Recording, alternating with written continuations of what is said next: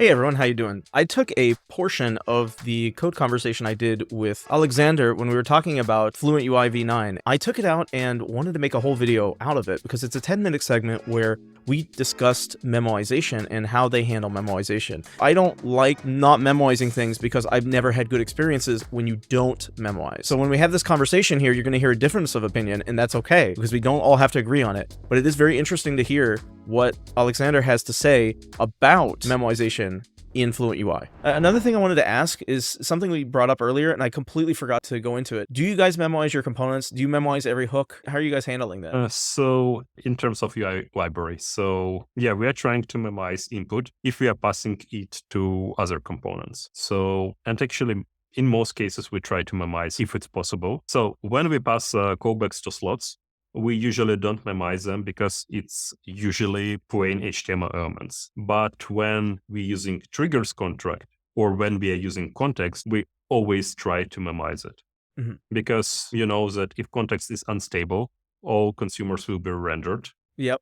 If callback is passed to a trigger and this trigger element, like in this case, let's imagine that this button is memoized and we are passing unmemoized on click, it will become unstable and will render more. So we try to memoize in cases when it's needed, but we don't over memoize if it's not required. Yeah, and where you're saying it's not required is on base HTML elements. Not But if you're passing to components or unknowns, then you would memoize it. Yeah, that makes sense. And you're memoizing the components as well, so you have like that memo function wrapping the components. No, we don't do that because again, let's jump back to our example with slots. If we will simply memoize here, right, we will wrap this button with memo, it will not work.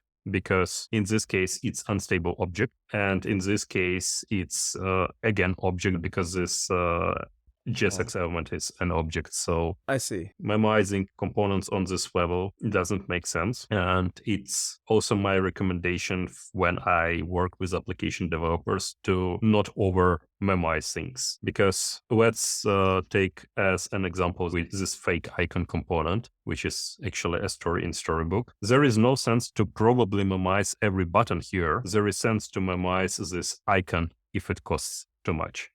So my philosophy related to using at least React.memo that try to understand what is harmful for performance, what is re-renders frequently, why it renders frequently, and if memo is solution for that, then memoize. But don't try to memoize every component. And I think that it's actually was mentioned by someone from React team that memoizing every component is not so good idea if you don't know props that will be passed to you. From my perspective, I've done a lot of work on all these projects, and yeah, like you're saying, definitely memoize where there's a performance need. I have a problem with like the hooks cascade, where if you have one thing coming in and it's not memoized through context, then it would cause this cascade of other components that even if you memoized, it doesn't matter now because that one thing is unmemoized. It causes the whole app to get messed up. In this case, the icon should be memoized in this at line 21. That one should be memoized because it created the React component. As I worked more and more with React, once hooks came about, so once we did all function components. So I used to have memoization because I used the connect function from Redux. Everything was memoized and I had good performance. And once I moved to the hooks, everything became really bad performance. I couldn't figure out why. And it's because the memoization went away. And so I started memoizing, and then I realized, oh, there are hooks for all these things. I should be memoizing things with the hooks too. Because you had handler functions in the class components, and they were also memoized because they were memoized on the class instance.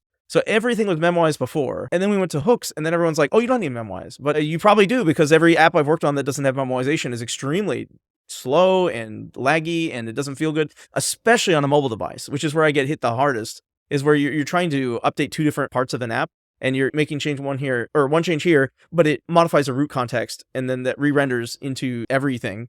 And then the sidebar or something gets changed, and then it's very slow. So I'm like trying to type over here, but then this whole area is getting very slow. And that happened in a real application at work, and that happens in an application I use today. There's an app that I pay for that has this problem where I can't use it on a mobile device because they're doing the same thing where they're not memoizing everything. I know they're not memoizing, and I know they're using React because I've gone into the source code. They're not memoizing because it has the same problem that I did before, where one change causes the whole DOM to re-render multiple times. There's like a change at the root, and they didn't memoize it. Now, one of the projects I had at work, they were memoizing because they had Redux, but the map state to props was returning new objects every time. They were doing a filter in there. And so they were basically not memoizing. They were clearing the memoize every time, which is what you're saying you'd like to avoid. For me personally, it's easier if I just tell everyone memoize everything all the time, and I've never had performance problems that way personally. And it's easier to do because you don't have to think about it. You'll always do it that way, and you're not trying to play God, trying to understand, like, is this going to be performant or not performant here or whatever. And you have a deeper understanding, I can tell. It would make sense to do it or not do it, especially if you're passing an object that you're creating on the fly or a render prop that wasn't memoized. In this case, you could memoize it now with the use callback. That was a huge revelation for me. I've always found it just easier to always memoize everything because it's a consistent behavior for developers. And I can tell them, always do this, and then you don't have to worry about it. Whereas if you have to think about it, I have run into very few developers that understand React enough to actually be able to know when to or when not to memoize something personally. Especially you were saying memoize context. That's like the big one for me. You're not just changing that context, you also change any children rendered by it. If the context provider is not memoized, then if one root level context gets changed, not only are all the context consumers getting modified, but every single component down the chain that's not memoized also gets updated because it's going to notice that the props changed. It's going to re-render the second context provider. Any children, which is another context provider, also is going to re-render, and then it causes like this cascade that you run into. And I've run into those problems a lot in applications I've seen that don't have any memoization. And then it's slow and they're saying, okay, fix it. And I'm thinking, you can't fix this problem. It was bad from the start. It's this cascade of one thing is not memoized, causing everything else to be not memoized, just because of how it reacts to it. It's interesting. Formic. Formic is a library where they have memoization, but they don't have memoization on the consumers of the context. So when you make one change in the context, all of the form elements are re-rendering.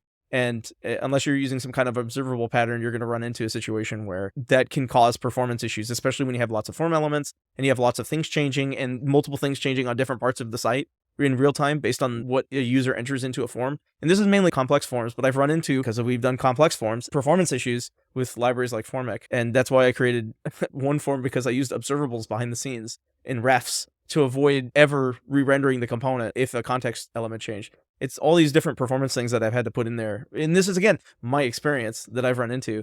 But you did note that performance was better of the current version of Fluent UI versus the old one. And I'm wondering if part of that was to do with you guys memoized more. I wouldn't say that it's about memoization. It's about because we made a lot of changes installing Queer and we switched to different CSS and JS, but it's a separate story. Oh, you switched to CSS and JS? We have been with CSS and JS, and we use different CSS and JS now. A different one. So, okay. Which one in particular? Because I've been using Emotion for the last 5 years now.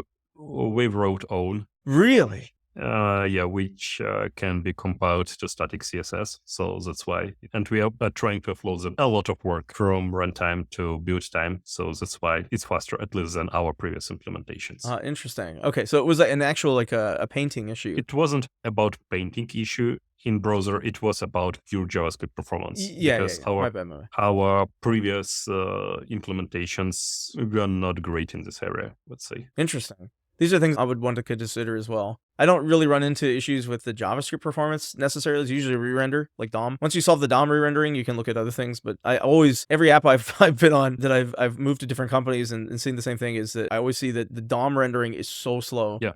So let me reply on the comment about memoization, because it's interesting. So yeah, I would say that in application, I would follow different principle and memoize probably always, because it's hard to say when, not always, but as much as possible. But again, for hooks more, for example, memoization of callbacks, yes, and not putting react.memo everywhere, because in my opinion, it doesn't make sense, because the expectation it was before Microsoft. And I think that before it was not React memo, before it was react.pure component. Yeah, that's what I used to use as well. Basically the same thing. Yeah. The problem with this thing was that people do not understand how it works, and their expectation was, if I will change dot component with dot pure component, everything will become faster. Yeah, if you had the state updating values every so often, then or your props coming in were not memoized, then you would have the same problem. And surprisingly, it didn't solve problem, because when you're using react.memo or dot pure component, you need to understand props which passed. Yeah. And you need to understand if they will be memoized or all of them are plain, so shallow compare is good. It's a different case. And you mentioned problem with Formic. I'm not aware about it because I never use it so much. I mean, except of course in box. So I cannot blame it. and I don't like to blame anything, but we more or less face the same problem. And let me just show you one specific area where we could potentially have the same. So you mentioned problems related to memoization of context. There is another problem when memoization of context doesn't help. In this case, we have accordion,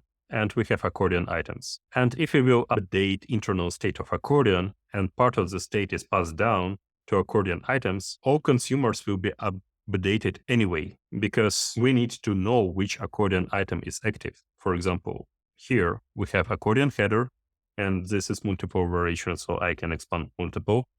We need to know at accordion level which items are there, and we are passing the state down. And then accordion item consumes it, and then it's problem because all accordion items will be rendered. Yeah. Anytime one is opened. Even if we would memoize state. So it's how we came to a thing called... Do you guys also use observables? No, we use this experimental package called use context selector, and I will just show you how it works. Because if you are familiar with Redux, yes, you will immediately see this part. This is making me excited because you're solving the same problems that I've solved. You've also noticed that, yes, this performance is an issue, and yes, we need to solve it. So instead of re-rendering all items, we are using use context selector, which is basically, it's a selector function on context value. So then updates happening not when context updated, they're happening when this value gets updated.